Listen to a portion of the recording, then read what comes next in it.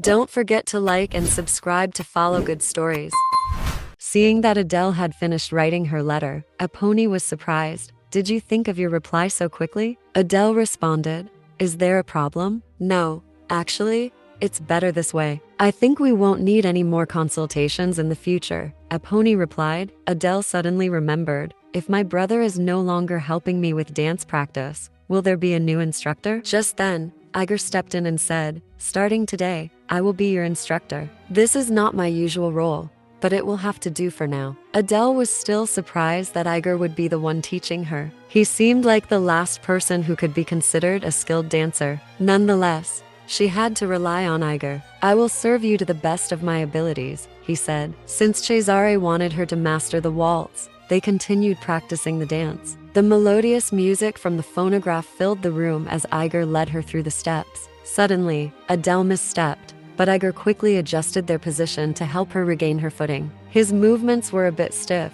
but he was a suitable partner because he didn't make her heart race like Cesare did, and he didn't have that predatory look either. Adele hesitated for a moment, recalling that the first time she met Iger, she smelled the metallic scent of blood on him. It was a sinister smell only those familiar with Kimurah would recognize. This man must have done many dirty jobs for Cesare. Thinking of Lady Flavia, she guessed that Iger had a hand in her sudden disappearance. Perhaps, if she wasn't careful, she could also become a victim under the sword at his side. Adele glanced up at Iger and thought to herself, I've tried to escape from hell, but it seems this place is no different. Suddenly, she spoke up, are you skilled with a sword? Iger hesitated at the question, then replied, as a bracker, I cannot answer such questions. Can't you just say yes to make a lady feel more confident in the bracker? Adele pressed. After a moment of hesitation, Iger said, I am quite skilled with a sword. Adele responded coolly, that's good. It means you can grant me a painless death. That evening, Adele expressed her desire to go outside the mansion and include those outings in her schedule. The nobles, including my brother, often go there. I think observing them could help me become a more refined lady. I will go there discreetly and take Iger with me. Epony, somewhat skeptical since Adele had never made such a request before, said she would ask Lord Cesare for permission.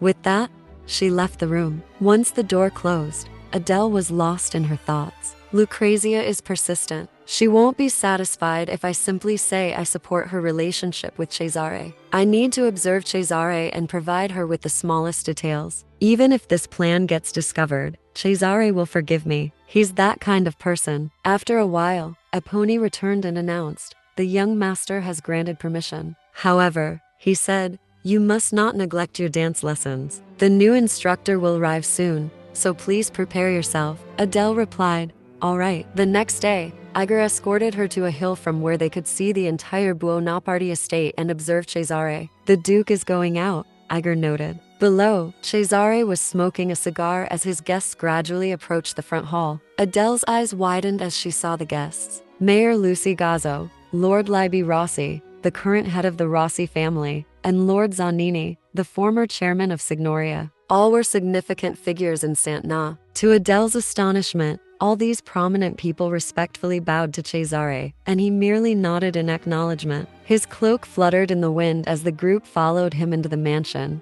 leaving Adele dumbfounded. So that is Cesare's stature. Being close to him, I almost forgot that I am supposed to be the sister of such a person, she murmured. Iger, having observed her expressions, reassured her, it's not distant at all. This place is now your home. Feeling enlightened, Adele replied, then if I do well. She reached out her finger, letting a ladybug land on it before watching it take flight into the sky. I think I should continue with my dance lessons. Iger nodded, indeed.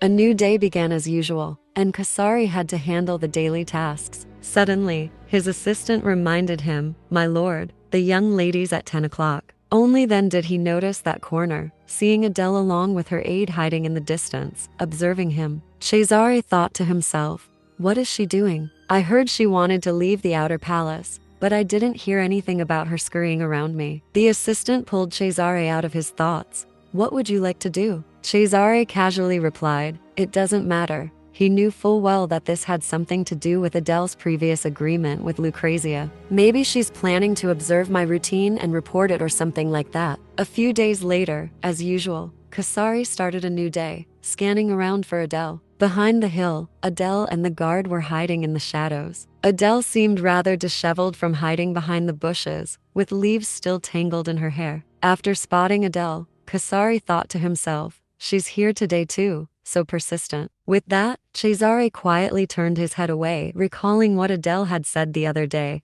Honestly, I'd rather not get involved between you two. Cesare felt an uncomfortable frustration, not understanding why she disliked him so much. Even though this is the situation I wanted, being openly rejected still hurts my pride. I've never been turned down before. A shoeshiner with such high standards, and saying that Lucrezia and I are a good match. Lost in his thoughts, Cesare didn't realize that Gira had been calling his name for the 10th time, my lord, until Gira had to shout, my lord, to regain Cesare's attention. However, Cesare, seemingly unbothered, casually remarked, did something happen to her eyes? Dozens of people were waiting behind Cesare, but he remained absorbed in a flood of his own questions until Cesare's trusted assistant spoke up.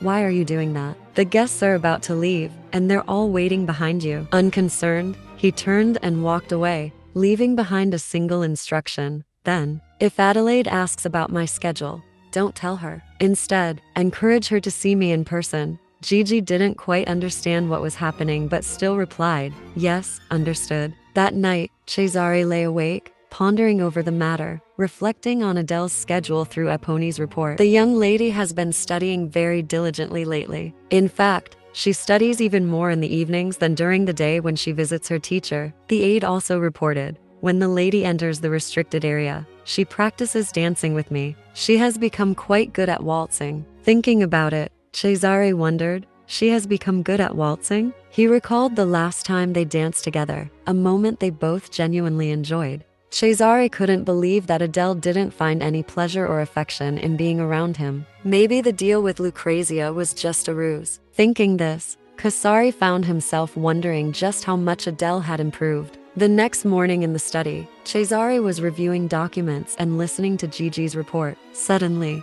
he fell silent for a long time. Noticing this, Gigi spoke up. The young lady really asked about your schedule. This statement certainly caught Cesare's attention. Gigi continued, I didn't provide the information as instructed and suggested she ask you directly. Cesare seemed quite pleased. A response will come soon. Since she said she disliked me so strongly, maybe she won't reach out first. As he drummed his fingers on the desk, the Duke thought, should I just ask her to have lunch together? Just as he was considering this, Adele opened the door and entered. Gigi's expression instantly changed, his eyes sparkling with excitement at the sight of Adele. Young lady, he repeatedly called out, rushing eagerly towards Adele, but before he could reach her, a hand grabbed him back. Cesare greeted Adele with a look that was half a smile, half a smirk. Greetings from the goddess. Papers flew everywhere. Cesare then asked, to what do I owe your visit? Noticing Adele looking slightly uneasy, Cesare couldn't quite understand what was going on. Avoiding the Duke's gaze, Adele finally spoke.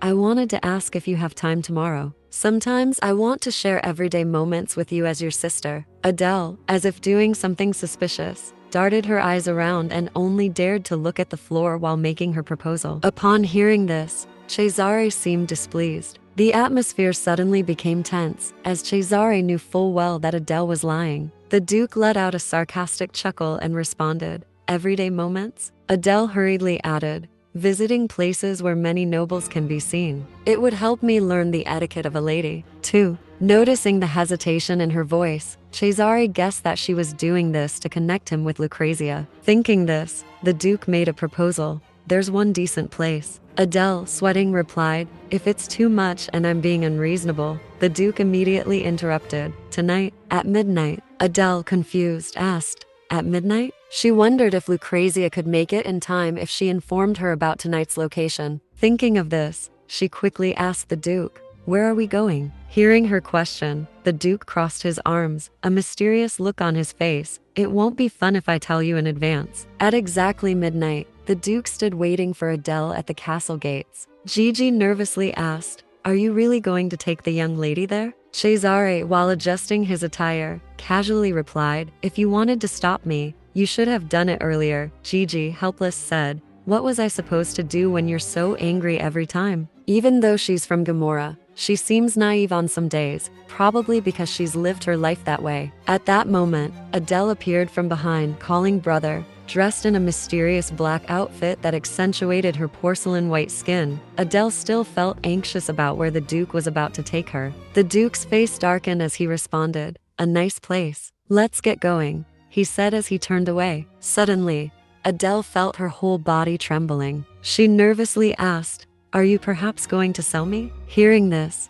Cesare was slightly surprised. He laughed and turned back, responding, "You really do seem like you're from Kimurah." Adele was taken aback by the Duke's reply. She fell silent, her eyes filled with unease. Seeing this, the Duke seemed quite pleased, thinking to himself, so she can get hurt just like any other human. With this thought, the ruthless man continued, "Does it really matter if I say I'm selling you off right now? It doesn't seem much different from being sold to Ezra." Adele, shocked, didn't know how to respond. She quickly looked up at the Duke, her hands crossed in front of her chest, showing her anxiety and worry. Cesare appeared very satisfied with her reaction. Suddenly, he stepped closer and spoke loudly, "Unfortunately, today we're just going to the dark side of high society. Also, I'll take the opportunity to see how much of a lady my sister can be." With a dangerous smile and holding a strange mask in his hand, he handed the mask to her. Inside the mask, a ruby gemstone was embedded. Before Adele could say anything, Cesare swiftly pressed the mask onto her face, leaving her no time to react. With his domineering gaze, the Duke said, "Bite tightly so it doesn't fall off." The carriage traveled through the night towards Delicia Street, where there was a place called the Galatot Club. This was a nighttime gathering spot for the upper class. When they arrived, Adele was still curious, not knowing why Cesare had brought her here. Everyone wore masks and had to present an invitation to be allowed in. Adele silently guessed, "Is it like a membership club?" A man wearing a bird-beak-shaped mask and dressed in black respectfully greeted the next guest. "It's been a while since your last time here," the Duke replied. "I've been busy." The man placed a hand on his chest. "You're the owner of the club, so please visit more often. By the way," as he spoke, he shot a sharp glance at Adele and asked, "Your companion is wearing a Moretta mask, I see? I guess it's going to be a long night." He then opened the door for the two to enter. "Enjoy your time." Behind the door was a staircase leading down to the basement of the castle, dark and full of mystery. As they descended, Adele was stunned by the scene before her. Bright, dazzling stage lights illuminated couples entwined with each other, completely unrestrained. It was a scene of debauchery, something she had never witnessed before in her life. As soon as they saw Adele, all eyes turned towards her. Someone exclaimed, "Moretta, Moretta is here." Filled with fear, Adele couldn't understand what was happening. She wondered what the meaning of Moretta was that everyone kept mentioning. Suddenly, a green spotlight shone directly on Adele, making her the center of attention. She didn't know what was going on. Then, a waiter carrying a bottle of wine from behind spoke up, "You gave up your power." Adele, panicked and confused, glanced behind her. "Gave up power?" Seeing her reaction, the waiter immediately realized she didn't understand the significance of the Moretta mask. With a hint of mockery, he explained, "It means you won't say anything no matter what happens to you. Or it could also mean that you want something to happen to you." How terrifying. As soon as he finished speaking, hundreds of hands reached out toward her, grabbing her, pulling her in every direction, as if everyone wanted Adele to belong to them. In her panic, Adele truly didn't know what to do next. The girl couldn't react in time as the many hands surrounded her. Around her were hundreds of ravenous eyes, burning with desire, all lusting after her. Suddenly,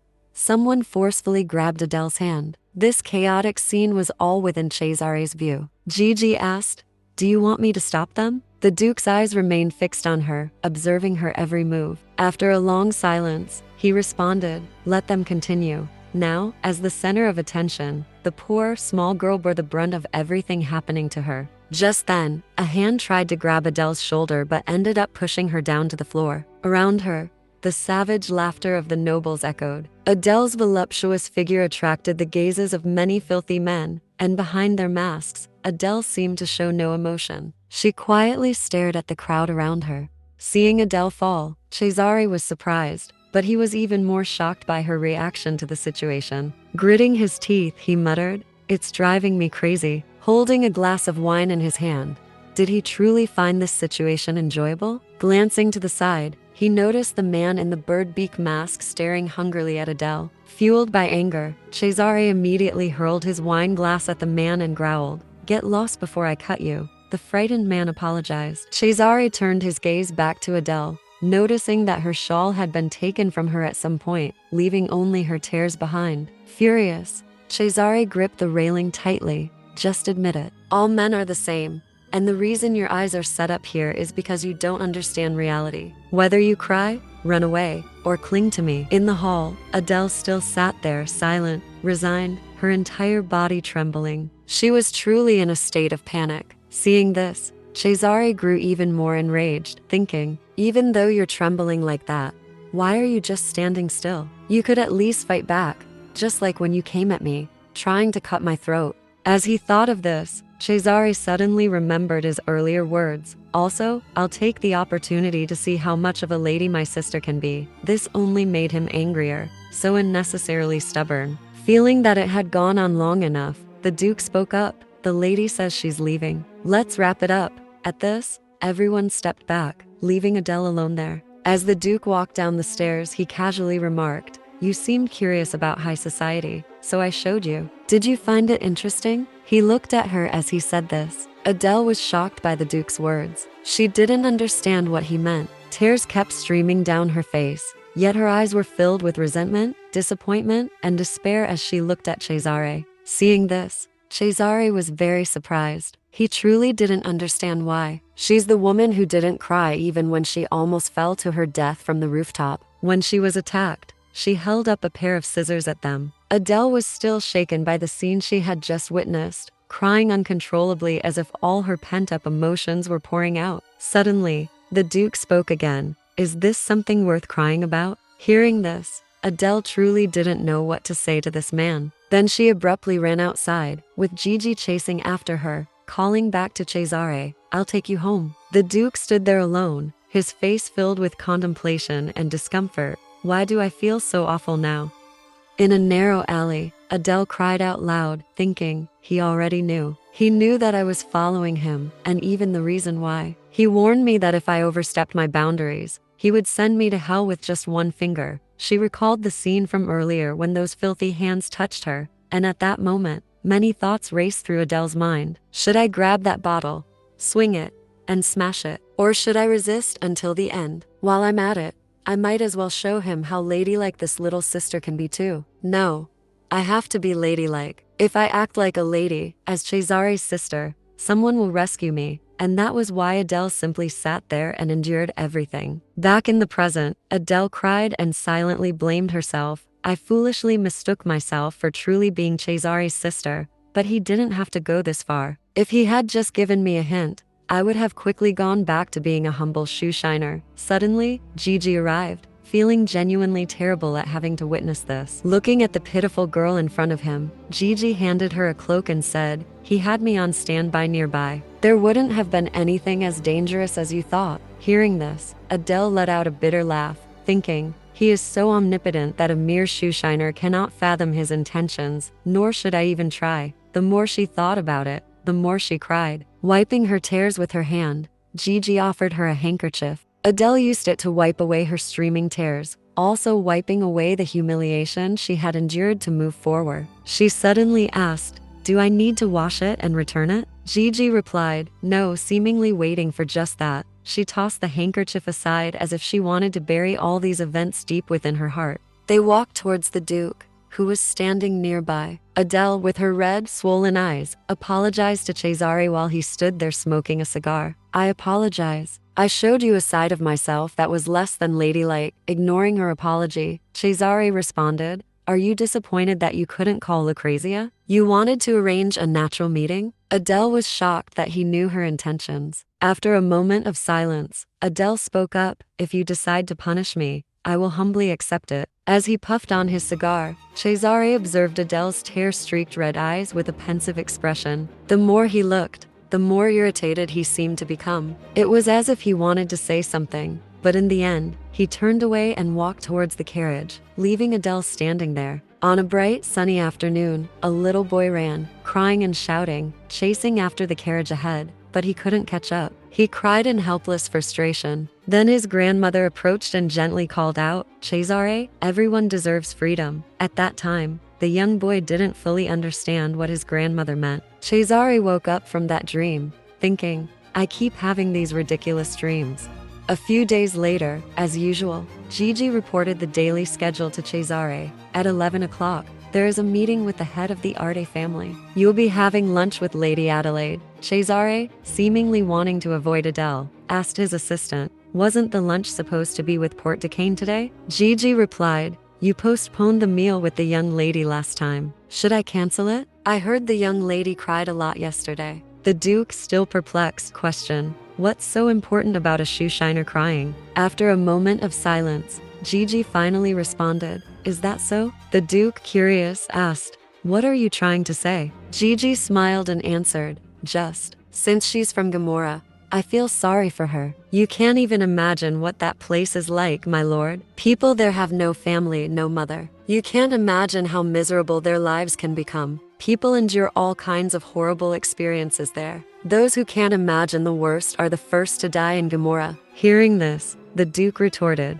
this place isn't Kimurah. Gigi agreed, right, but it's more painful here for her. Why can't she escape from that place? Why can't she simply be happy in this bright world and live? The Duke folded his arms, reflecting on Gigi's words. He thought to himself that Gigi wasn't the type to easily show sympathy for others. So, was what I did really so unforgivable? Cesare furrowed his brow, wondering, what kind of place is Kimurah? In the end, Cesare agreed to have lunch with Adele and even took the initiative to invite Lady Lucrezia to join them under Adelaide's name. Gigi was shocked to hear that the Duke had invited Lucrezia himself. Are you serious? Cesare awkwardly replied, just thinking about her makes me lose my appetite. As he fastened his buttons, Cesare thought, if Adelaide's reason for dealing with Lucrezia is just to survive here, then it's better if I intervene and help their relationship. After all, I need to ensure the shoeshiner's successful entry into high society, and if Lucrezia can be a friend to help with that,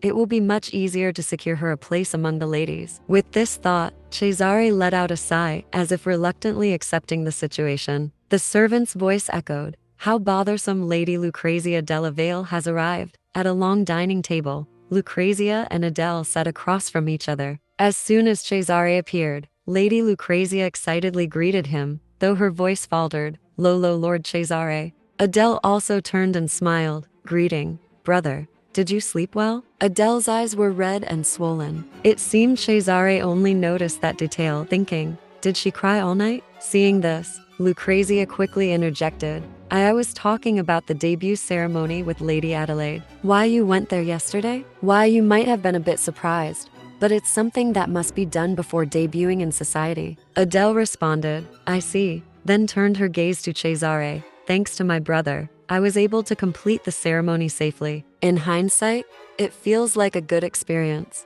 As Cesare sat down, he remarked, but you were crying quite a lot. Adele raised her hand to her mouth, laughing softly, because I am still not used to it. I'm really sorry about that. Cesare glanced at her upon hearing this response. There was a moment of silence. The one to break the silence was Lucrezia. Lady Adelaide, I can help with those things. The Duke agreed with Lucrezia's suggestion. Let's make sure to have meetings at the mansion until Adelaide's debut. Adele smiled warmly, thanking Lady Lucrezia. I'd appreciate all the guidance you can give. Lady Lucrezia was visibly delighted to hear these words from Cesare. Isn't that what friends are for? Gathering together and sharing conversations. That's a great joy for me. Lady Adelaide, I think we can become wonderful friends. Adele smiled politely and agreed. The atmosphere between the two women remained somewhat stiff, and Cesare simply observed, thinking, everything is going according to plan. Setting down her fork, Adele seemed to have barely touched the meat on her plate. This did not escape Cesare's notice. After dinner,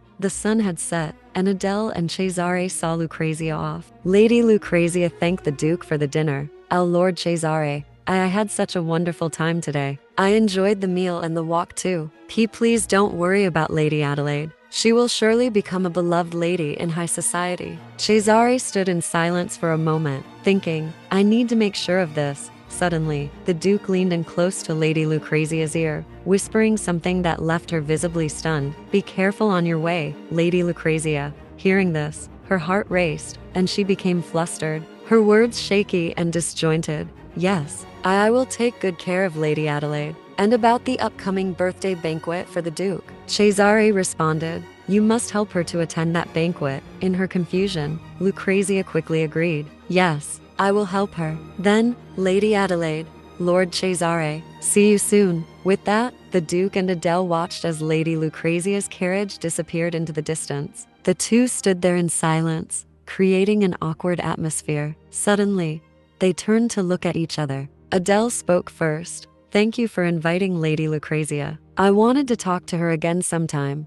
For some reason, the more Cesare listened, the more he ground his teeth. He then stepped closer, much to Adele's surprise, and with a frown, he asked, what is your problem? Adele was genuinely confused by the Duke's question. Cesare pressed further. I'm asking what your irritation is about. Adele, still smiling as if nothing was wrong, responded, if you tell me what's bothering you, I'll do as you say. These words from Adele truly enraged him. Cesare's eyes widened as he angrily asked, are you a fucking idiot? Despite the insult, Adele remained calm and indifferent. After a moment of silence, she replied, if that's what you want, I'll act like an idiot. The Duke was taken aback by her response. He asked again, let me ask you again, Adelaide Bibi, was that something to cry about? From his position, Cesare couldn't see Adele's face clearly. She remained silent, not answering his question. He believed that she should have been angry yesterday, rather than crying. What was the point of it all? It would have been better than this pathetic attempt at being a sister. Cesare stood facing Adele, his expression and mood clearly filled with frustration and discomfort. His hand curled into a fist. Finally, Adele lifted her head, grasped Cesare's arm, and said, you're right, brother. I embarrassingly overreacted.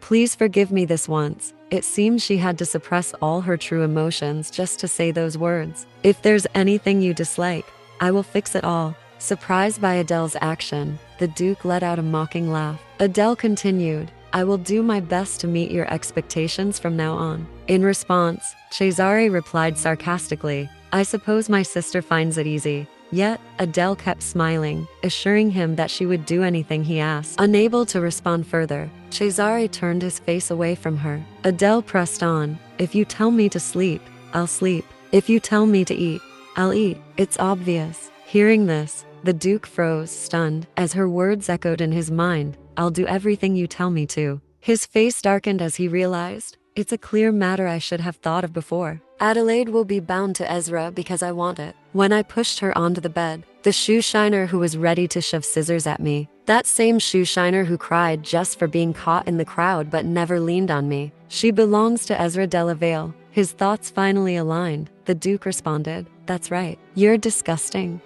In a fit of anger, Cesare shoved Adele's hand away. These words hurt the small girl deeply, but she suppressed her feelings, still apologizing and promising to try harder. Back in her room, Adele stood there alone for who knows how long before she finally collapsed, as if she could no longer bear the weight of it all. Her ever-present aide looked genuinely worried for her, but Adele reassured him that she was fine. Reflecting on the Duke's harsh words, you're disgusting, Adele had to bite her lip hard to stop herself from crying. She kept trying to calm herself, repeating in her mind, there's nothing new about it. There's nothing new about it. After regaining her composure, she turned to her aide and smiled. Shall we practice the waltz? There isn't enough time left for me to become a true lady. After that day, Adele trained obsessively. Whenever she had time, she practiced dancing tirelessly, day after day. The soft music echoed through the room constantly without rest. Finally, the day of her debut into high society arrived. That evening, carriages lined up, racing toward Cesare's estate. Inside one of the carriages, two women spoke. This procession doesn't seem to shorten, one of them remarked. The other replied, it seems there are more visitors than at last year's birthday banquet. Meanwhile, the men were also chatting excitedly. After all, isn't this to celebrate Lady Adelaide's debut? Finally, the day has come for Adele to debut in high society. Will she have a successful debut? Will Cesare regret his decision? Don't forget to like and subscribe to catch the next episode.